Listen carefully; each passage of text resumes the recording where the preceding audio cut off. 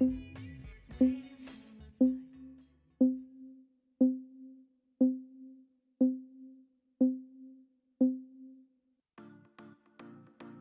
future of Pennsylvania's aviation and aerospace economy lives at the intersection of innovation and workforce development. Pennsylvania already supports more than 200,000 aviation jobs. PA's 120 public use airports generate $34.1 billion in annual economic impact. 17,000 new aerospace positions are coming to Pennsylvania by 2034. Worldwide, the industry needs 1.4 million new professionals in the next decade.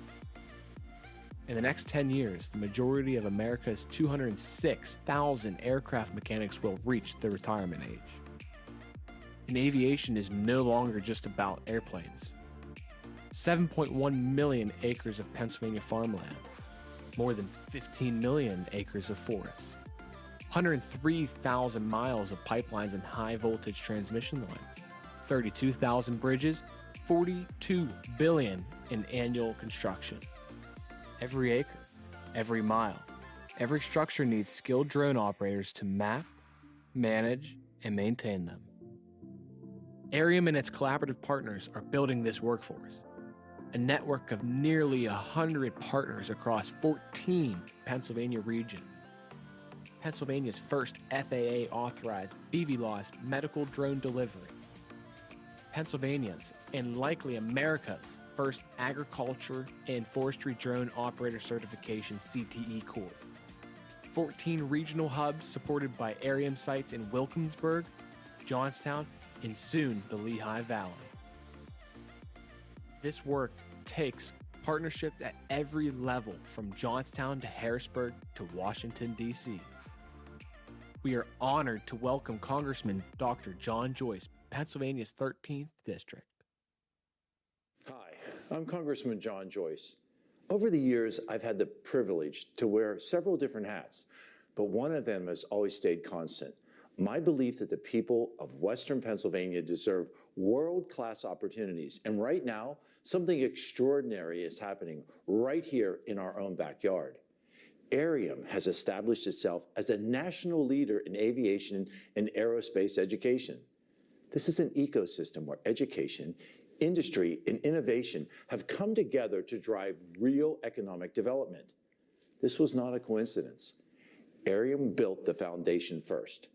Dr. Larry Knowlton established a statewide network of nearly 100 partner schools, CTE programs, colleges, and businesses across Pennsylvania and across the United States.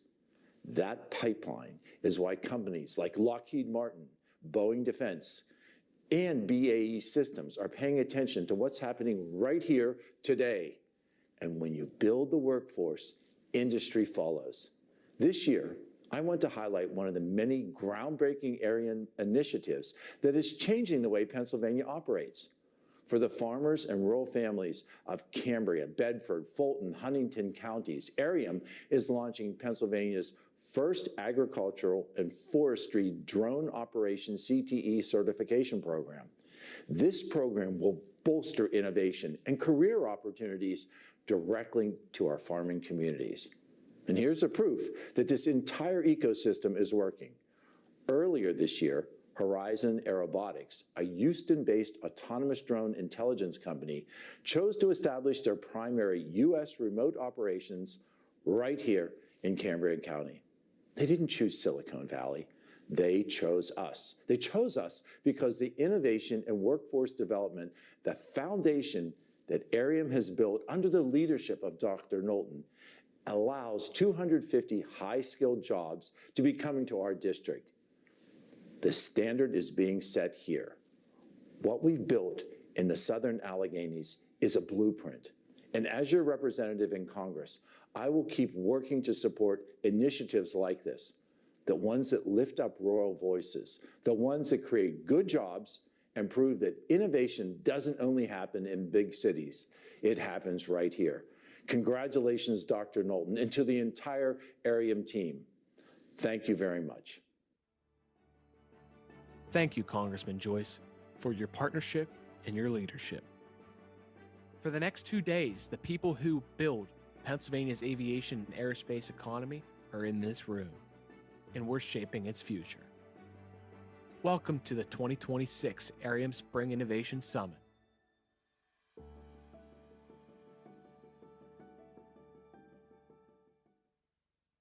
Please welcome Aerium Executive Director Glenn Ponis.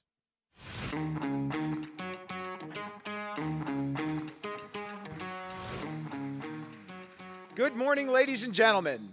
How are we all doing this morning? All right. Good breakfast. Balance took good care of us. Thank you to Balance Restaurant for everything that you do for Aerium and then Johnstown Airport. Just a quick plug to them. They're open just about every day of the week, and they are right next door. And they also have a downtown restaurant. So when you're in town, make sure to stop by Balance. Welcome to day 2 of the Aerium Summit. Yesterday, we had an opportunity to hear from the industry. And we learned a whole bunch of stuff about what's coming down the pike in terms of aviation and aerospace innovation. We learned about where we're going to fly.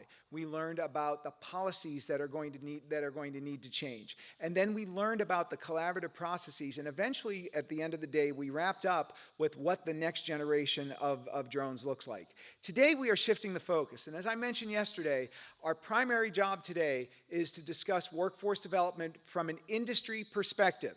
So with us today is going to be a number of educators, educational leaders at the K-12 level, post-secondary level, State Department of Education, that are going to give us that opportunity to give us some insight into how we create a workforce, how we fund a workforce. So as we look to today's path, we begin with the notion that we need to align workforce development to industry needs. And we're going to talk about the ways that Pennsylvania has built an infrastructure and a collaborative set of partnerships that ensure that we're able to do that in aviation and aerospace with the nimbleness and speed that we need to keep up with all the innovations of the future.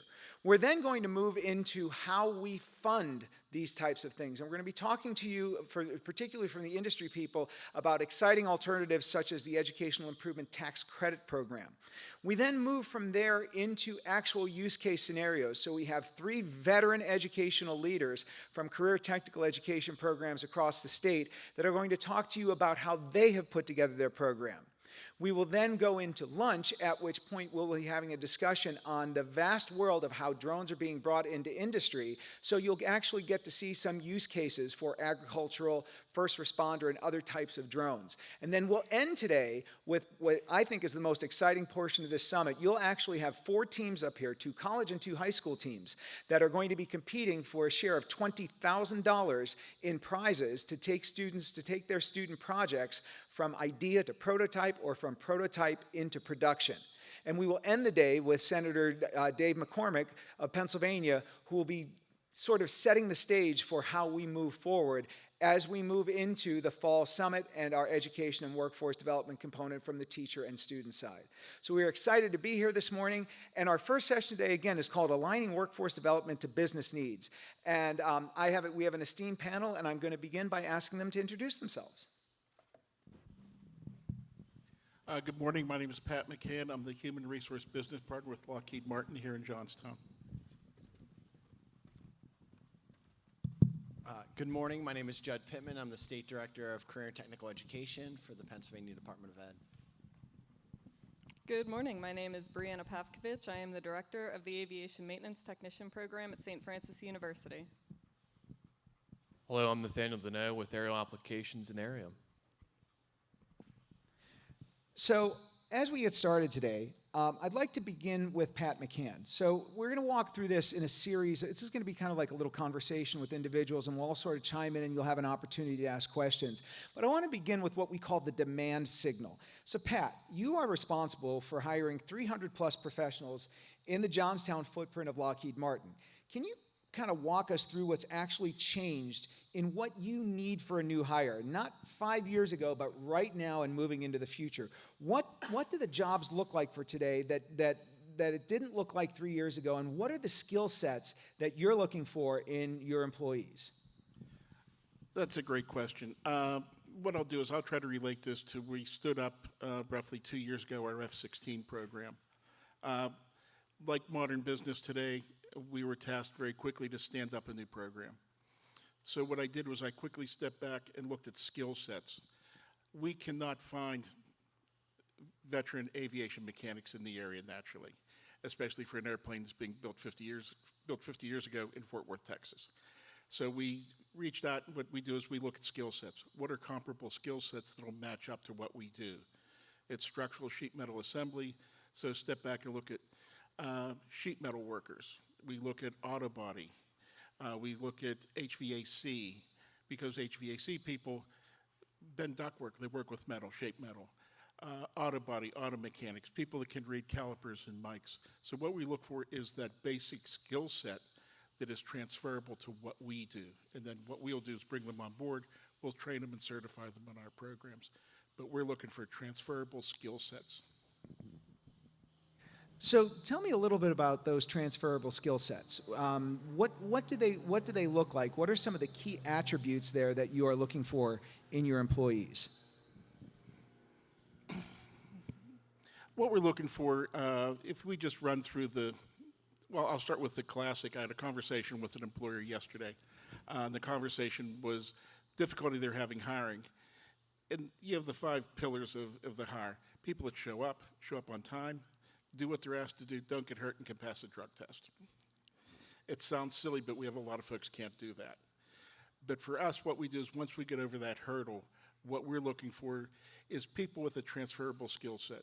So for example, for us, a welder fitter. We don't have welded parts on the frames of the aircraft, the materials management and the brittle metal around the weld. But what we do is we rivet it together. But a welder fitter, they can read blueprints, they can measure, they can fit parts. That's a transferable skill set. HVAC, bend metal, build ductwork, as I said, but also they know how to troubleshoot. They know how to read calipers, how to read mics. Auto mechanics have troubleshooting abilities, can read mics, chronometers. They can read, or calipers rather. They can read diagrams and blueprints. Those are the transferable skill sets we're looking for. The other thing we look at, and it's one of the amazing things, is 2 of my senior managers came out of car dealerships. They were service managers in car dealerships. Customer service, communication skills. Everybody here, I'm sure, has gotten their car fixed and not happy with the service or questioned what it is. That conversation and communication skills is a viable skill for our supervisors and managers. I think in today's world, we need to step back and look at those transferable skill sets. So Pat, as a follow-up question to that, when you are seeking employees, and again, you have well over 300 employees within the Johnstown region, what challenges do you generally face with that? And if you can't find them locally, how do you go out and find them? And then a follow-up to that is, what have you seen in terms of why, because you are able to staff in Johnstown, what makes the Johnstown region so different than perhaps other regions of the state or the country in terms of your ability to find talent? Well, first, being part of Lockheed, I have the luxury of, when we post a job requisition, it's posted literally internationally. Our people, to be very honest, I had one person move from California to Johnstown. What makes it nice here is, and if you ever stop by my booth, I'll share with you a brochure I put together. I tell everybody I'm not that smart, but I pirate everything. And what I did is I went to the Chamber of Commerce in Laurel Highlands, and I pirated the entire recreational items here in the Laurel Highlands. The hiking trails, the colleges, the schools. That's what I sell. You move to Johnstown, we have excellent housing, excellent entertainment. It's a great place to live. Also, we have great work ethic, and it's a great place to live and work. Does that answer your question? It does. So the follow-up on that is, because you and I, we had this conversation. For those of you who were here yesterday evening, Pat received our Apex Award, which was our inaugural Aerospace Professional Excellence Award for Lifetime Achievement. Pat, one of the things that you mentioned there was, last night, was the value proposition that Johnstown has a ready workforce. So have you seen an increase in that, and what are you seeing out of the local workforce that gives you that provides the types of experiences types of skills that you're looking for? I've been asked that a question multiple times, especially when we stood up the F-16 program. And I'm going to refer this back to the communities we live in. And I'll bring this back to my best friend lives in Pittsburgh and Brentwood. You drive through his neighborhood, everybody has electric lawnmowers. You wonder, where am I going with this? You drive through Johnstown, Somerset, everybody has gasoline mowers, they have rotting mowers. You have that 10, 12-year-old who's out cutting grass. They've learned a troubleshooting skill set people don't realize. If that mower doesn't start, what's that kid do? Checks for gas. To start a lawnmower, what do you need? You need fuel, ignition, compression, right? The kid checks, does it have gas? Is the air cleaner clean? Do I have spark? That's a skill set that our young people have here, that everybody here has. The people here have four-wheelers, motorcycles, tractors. You get into the cities, they don't have those, they have different recreation. But it's that skill set on mechanical. And what I tell people at Lockheed, I hire farm kids, I hire farmers. Those people have a work ethic. They may not understand some of the dynamics on why they do it, but they know how to work, they know how to work smart, they know how to work safely. Those are all transferable skill sets.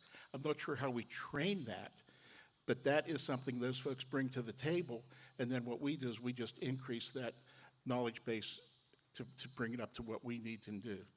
And the other thing with the schools we have are phenomenal.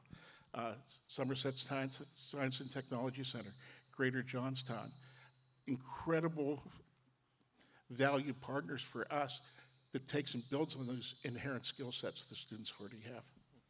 Thanks, Pat.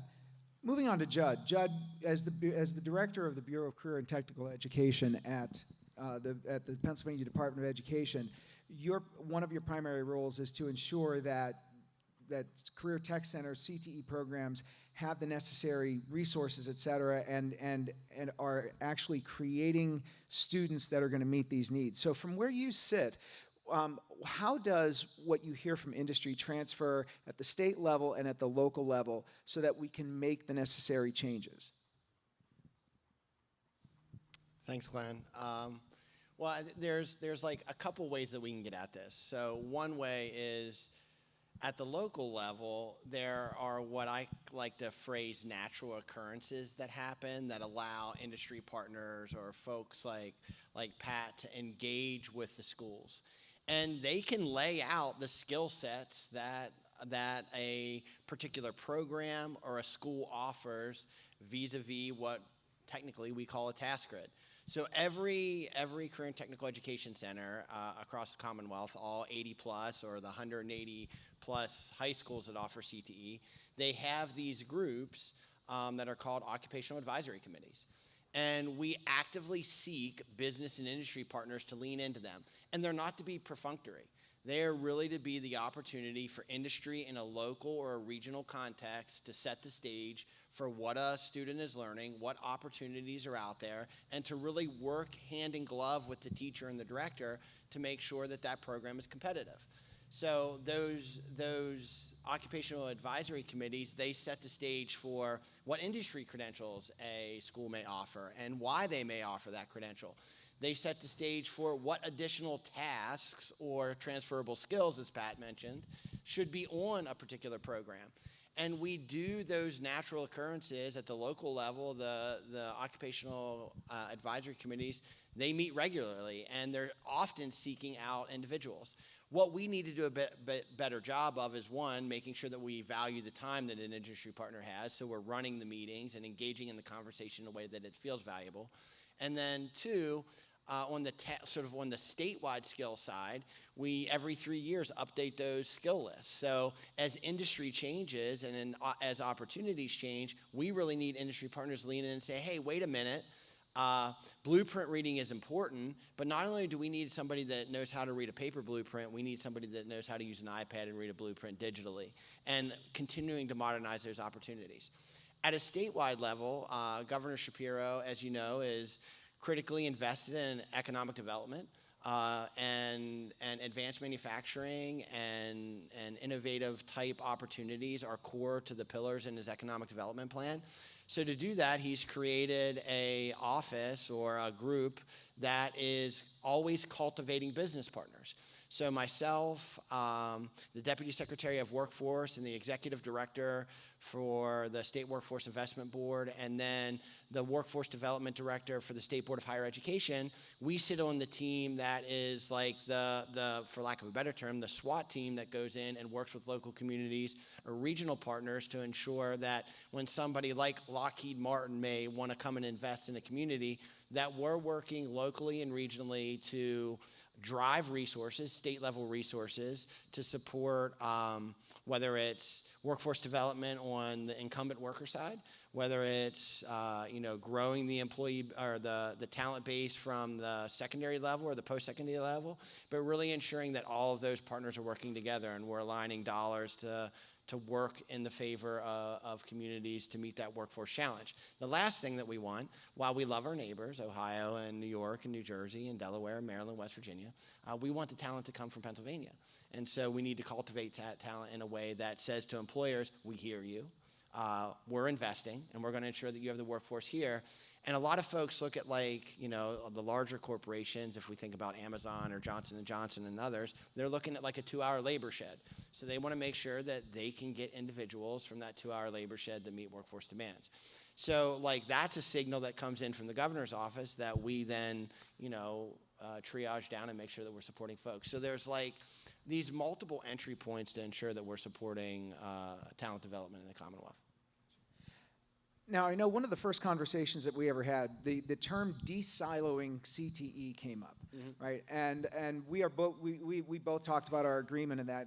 For the audience, there may be people that know what that means and may not. Can you give us a little sense of when you talk about de-siloing CTE, what does that mean, and how does that relate specifically to the kinds of things that Pat is looking for and the other industry partners are looking for? Well, we like to create lanes for everything, and ultimately in time, those lanes become barriers. And in education, we have a world that says, well, career technical education is over here, and regular education is over here. And one of the things that we're trying to do is to ensure that any learner that wants to build a skill set or drive towards an opportunity, they have the choice in the public system that they can have. So when we talk about de-siloing career and technical education, quite honestly, the signal or the demand signal came from the students. So we have anywhere, depending on the numbers and how you look at it, somewhere between 10 and 15,000 learners on wait lists wanting to get into our career and technical education programs. And they're full. They're space constrained.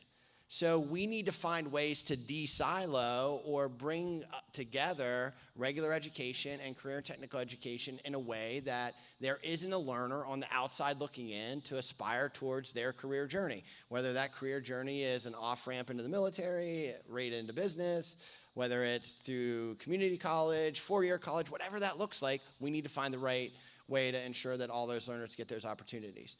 So a couple really tangible things that we've done is, we look at regulation often as a barrier. If you look at school code, there's all kinds of things that can happen. There's all kinds of flexibilities. So one of the things that we've been really pushing over the last 3 years is this idea of satellite sites. Career and technical education is really good at what they do. I saw the Greater Johnstown CTC director in the room. I mean, he's amazing. He's doing phenomenal things at his program. And one of the things we want to do is democratize that opportunity for more learners. So what that could look like is maybe in a high school, they have decreasing enrollment, they have an open wing. Well, what program can we put in that high school that Greater Johnstown owns that allows more learners to get opportunities? Maybe it's a construction trade because that's the demand signal. Maybe it's an engineering program because that's the demand signal. And there shouldn't be a world with which a learner is saying to their caregiver that I can't get in there, and nobody on our school system wants to go and talk to a caregiver and say, sorry about your luck, your child doesn't have this opportunity in the public system. So we want to make sure that we open up those opportunities as much as possible. And satellite sites is one example. Another really good example is when you want to earn your skill sets and your transferable skills. Well, communication matters across the board, so we want to make sure that we get there and that everybody's teaching those skill sets. Or let's say you want to become an aviation professional and you want to be an engineer in that space. If you're at the regular high school and you figured this out in 10th grade, let's say, which is often before any of us knew what we were going to do, but you figured it out. We're actually asking kids to figure it out for CTC often in 9th grade or 8th grade before that. Like, I didn't know what I wanted to do in middle school. How can we think that that's fair to anybody? So if they're taking a stack of courses, let's say they've taken algebra and they've taken geometry and a pre-engineering class, and they decide, I want to go to Greater Johnstown, we want to give the flexibility for that learner to, one, jump to Greater Johnstown if they want to run a shorter program, and have those academic courses that align to the skills that are in the task grid for engineering or aviation to count. So I think one of the greatest examples that really resonated with me was, let's imagine you want to be a healthcare professional and you're aspiring to be a registered nurse. And you take anatomy and physiology in your regular ed high school, and let's just say it's an honors anatomy and physiology class. That's not going to count in CTE. Why? I don't know. It meets the task grid. And so they're the kind of things that we're trying to de-silo so that ultimately a learner can chart their own course to success, and that everything has currency in that direction. We're not asking to devalue CTE. We're saying that, like, if it aligns to the task grid and it meets the standard, it should matter. It should count. So that's some examples of how we're trying to de-silo. Thanks so much. We're now going to turn to Bree Pavkovich. Bree is, as she mentioned, the director of the Part 147 program. For those of you who are not into FAA acronyms, most of us aren't, that is the Aviation Maintenance Training Program.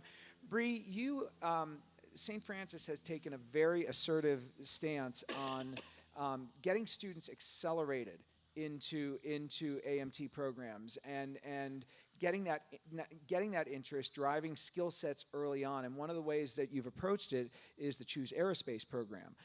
So I was wondering if you could take a little bit to talk about how 147 works, so that the audience understands that, and what role CTE programs such as at Somerset Career Tech Center that has, by the way, the first ever in Pennsylvania approved state approved career technical education pathway for aviation maintenance training. How does that all sort of come together, and how does that support you and the industry partners that you're sending those students to eventually? Sure, thanks, Ben. So we've taken a bit of a multi-directional approach. The first part is we want to engage those students in the K through 12 level. So with Aerium, with the help of Aerium, we have the help of engaging them with some drone programs, and then once they're already interested in aviation, once they decide this may be the career for me, what we do is we help the local CTC schools implement that Choose Aerospace program. A little bit about what Choose Aerospace is it is your basic skill set that you need to advance into aviation maintenance. So what that is the first semester of our program. So Somerset CTC is a really, really great example. They were very gung-ho about doing this, and it's great because, again, it feeds into PAT. It helps the local community, and it helps get these students accelerated into the aviation workforce a lot sooner. So again, that eliminates one semester off of their schooling through St. Francis or any Part 147 school, provided they have the right setup. And it also eliminates that financial barrier for some, because I think it's $200 per student, if it's not covered by external funding. And it's just a great way for them to get a lot of skills before they leave. So a student with those skills can go right over to PAT and understand what's going on.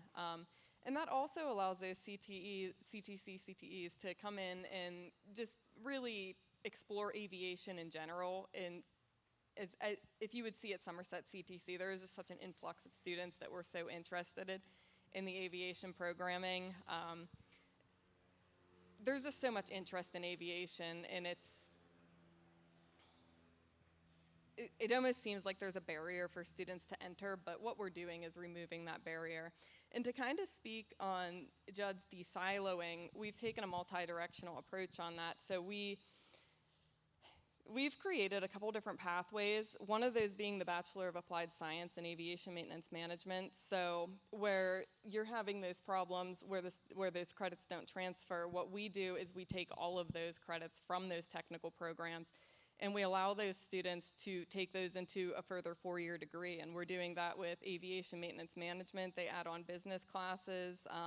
The students, if they don't want to take that 4-year degree, but they still want a degree, they can get an Associates of Applied Science, and that's only 4 extra courses.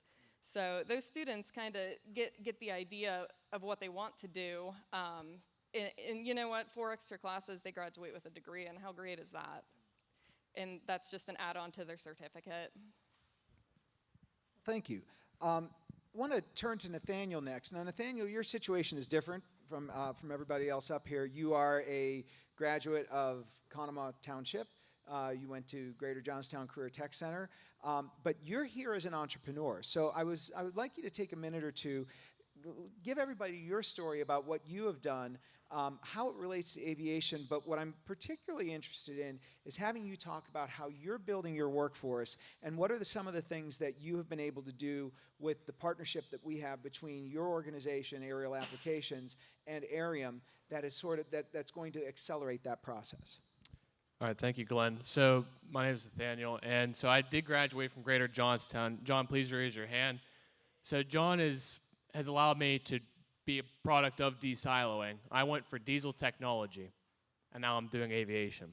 I was able to do a work cooperative education program that allowed me in my senior year to leave Greater Johnstown and work as a technical engineer.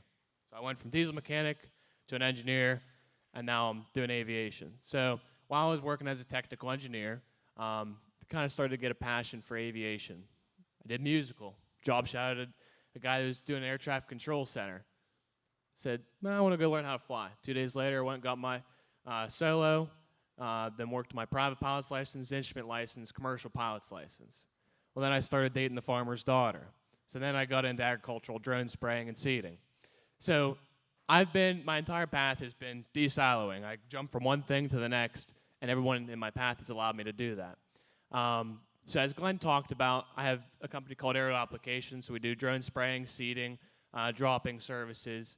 And I went to go start it and didn't know what licenses you need. I didn't know anything about it. And the way we got down the path was stumbling through it, asking questions, going down. And it's new. There was really no education or pathway for myself. I created it. And then I started to gain more work and more work and more work. And now I can't do it all myself. So how did I do that? You find people close to you. I found one of my best friends from high school, Caden Mozzie. He's a chemical engineer at CTC. He got his drone license. He flew. Now he helps us with our books. So we've got all these incredible people that have helped us along our way, and we didn't have the pathway, and we're forging it. So we're working right now with Aerium. We actually just finished our agricultural drone curriculum. So now you can go to Somerset Career and Technology Center and get your agricultural drone certificate. You both federal licenses and state licenses, and now you can be an agricultural drone pilot. So, as Judd said, we're de-siloing. I'm a product of de-siloing. As Pat said, there's people in this area that want to work and they want to do good things. You just have to give them the opportunities, and they'll excel. And then, as Bree said, like my brother is going to Somerset Career and Technology Center next year for the AMT program, so he'll be at St. Francis someday working on planes. So there's amazing opportunities in this local area. And we have the people and the culture that are willing to support it. And so, Nathaniel, one of the things you may not know about Nathaniel, he looks young. He's even younger than he is. We were down at Showcase last night at Nightcap on Napoleon, and he's not 21 yet, so he couldn't even have a beer, right? So it's incredible to think about that we have this type of talent out there. And so, as we sit and hear this entire group, I kind of want to. I'm gonna ask you to actually. I'd like to open this up to questions first, and then we're going to do kind of a lightning round to sort of end this. So what you've heard so far is this entire story, right? We have the workforce need. We have this need for de-siloing. We have the push at the state level to make sure that de-siloing happens. We see the effects of that in the post-secondary education, and we're seeing the effects of that with with entrepreneurship, et cetera. So I'm going to open this up to the audience. Does anybody have any questions for this group about where they're at and how they might be able to bring that to their community? Yes, sir.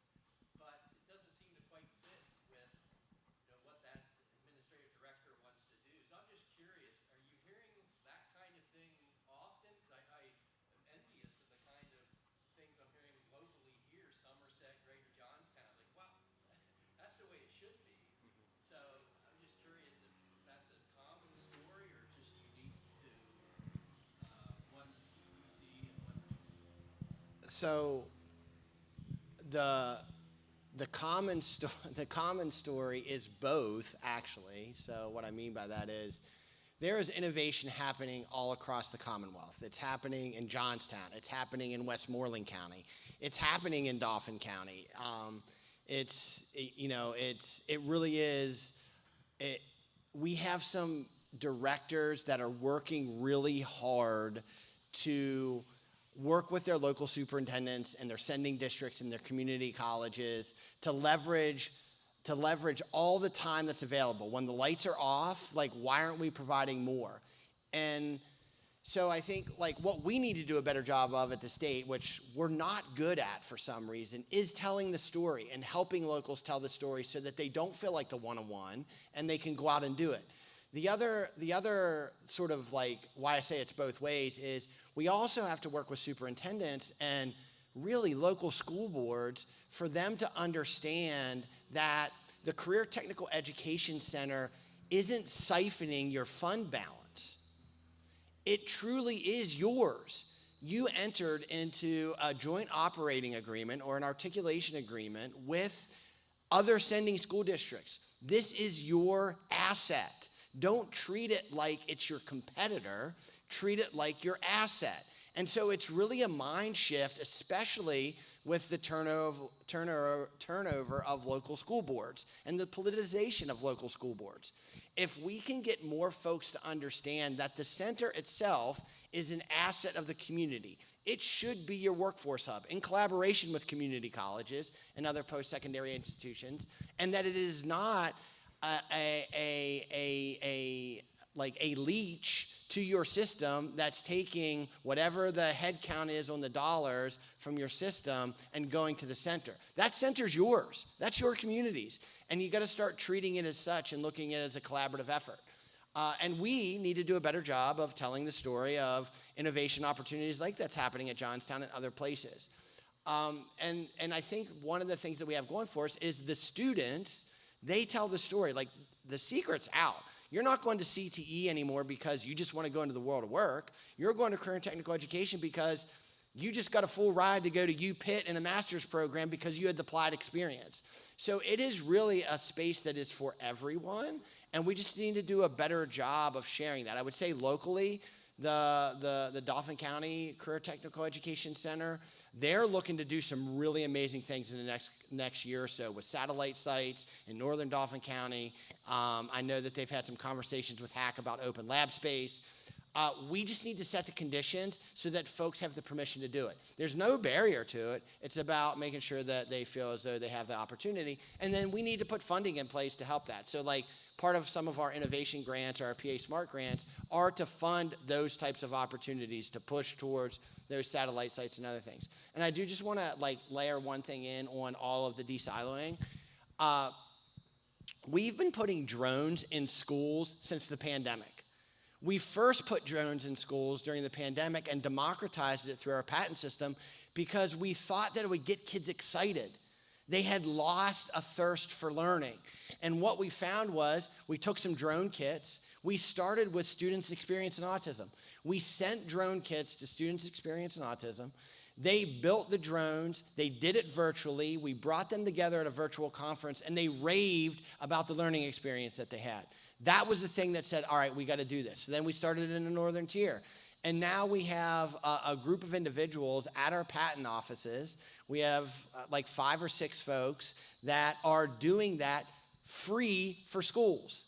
So they will come in, they will give you the initial experience that leads into Aerium's curriculum that builds the foundation. We did that at the middle school level, and now we've started a program called Fly Lab that's working currently this year with 7 agricultural education schools, and we're outfitting those individuals so that they have the licensure to fly industry-level drones, and we're going to rent them or lend them to schools so they can build their own programs, and that they don't have, one, drones sitting on the shelf not being used, but also that they can continue to excite kids about learning. So we went to ag, then we democratized it across other programs. If you're in HVAC, you want a drones license because you can do aerial inspection. If you're in construction, you want a drones license because you can do aerial inspection. If you want to be a real estate professional, you want a drones license. We've had cosmetologists say to us, well, I want a drones license. I want to be able to take pictures at a wedding and do these other things. So we have really listened to the students and said, here is something that actually excites you about learning, so let's give you more of it.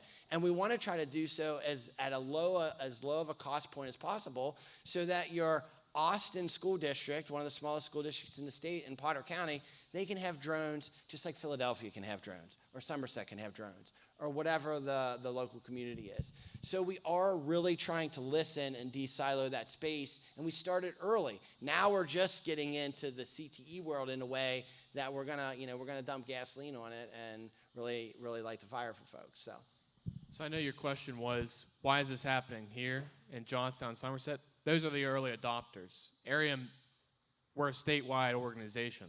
So if there's other collaborations that need to happen elsewhere, we work with all the CTE programs, and we can help stand up those programs.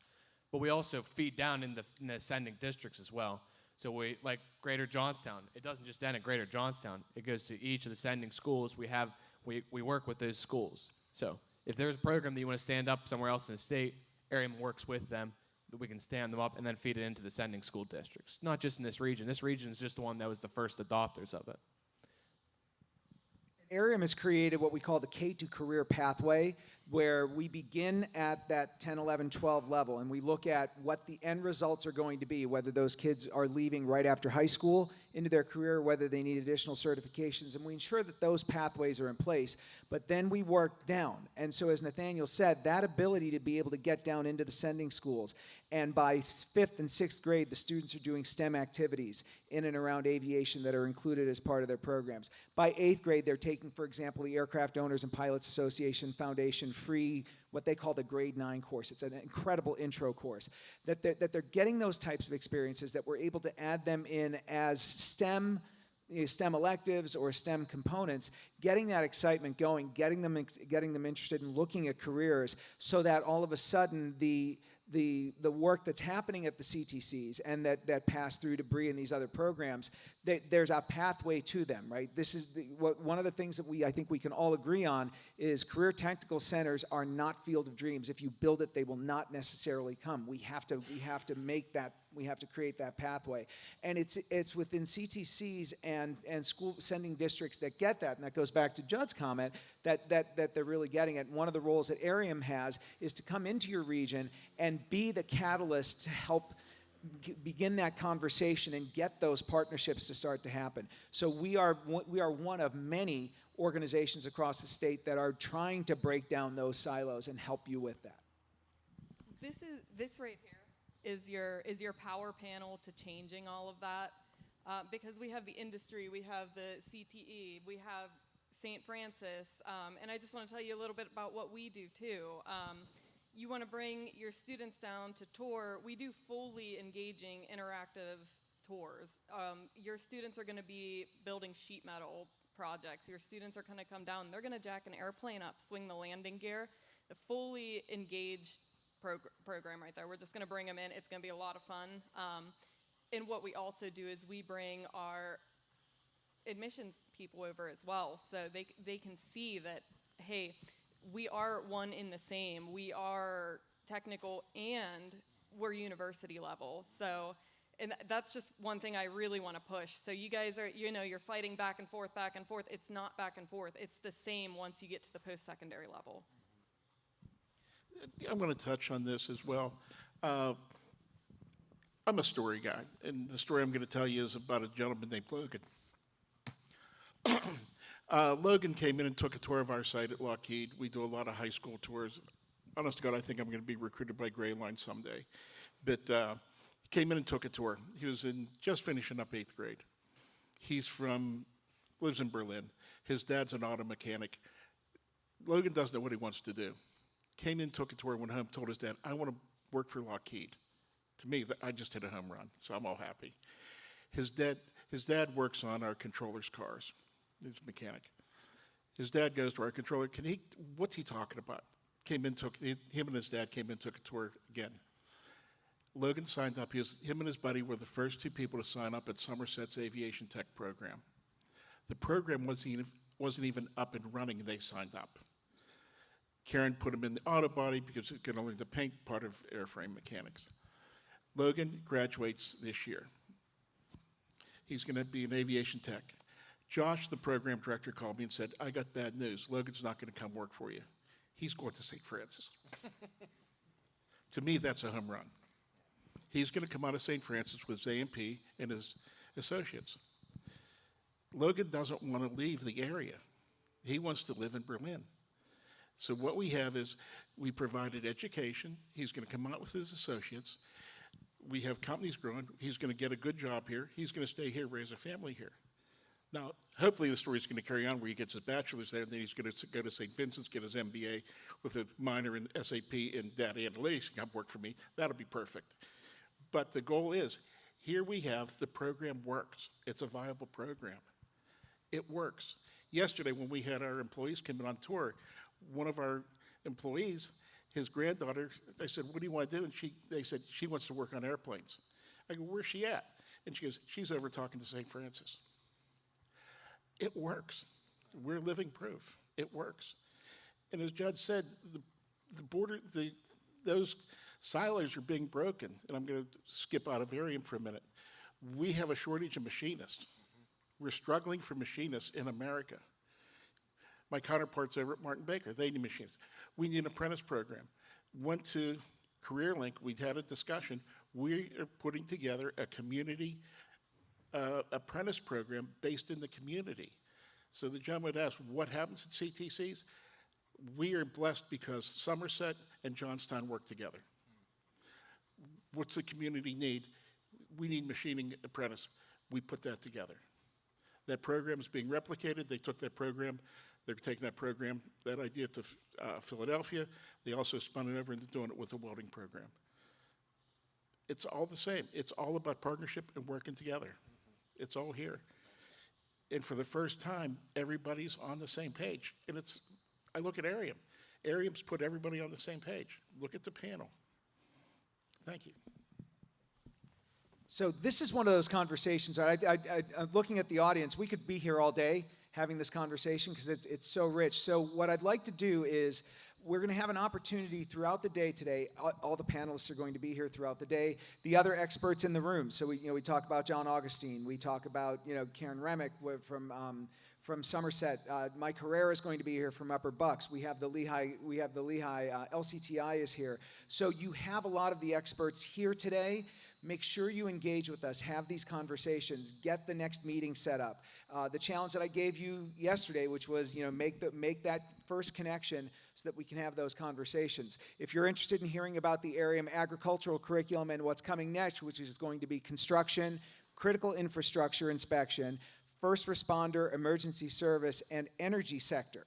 Those will be the next courses that we're going to be putting together for the industry-specific drone credentials. We would love to talk with you about that. Come to our booth, see any of these people. But it's an exciting moment in Pennsylvania because we are finally reaching a critical mass in multiple regions across the state where we are ready to jump off or are starting to see movement in these directions. And Aerium is not the only player in that. There are dozens of other nonprofits out there, but Aerium is that resource aggregator, and we can help you find help you build that right team to start to do this de-siloing, to start to build out these K-to-career programs, and to start to build a more collaborative process between the various tiers as we work through the K-to-career pathway.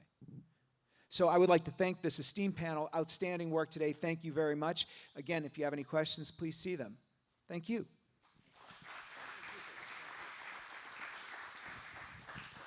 So if you haven't had a chance to look at the agenda,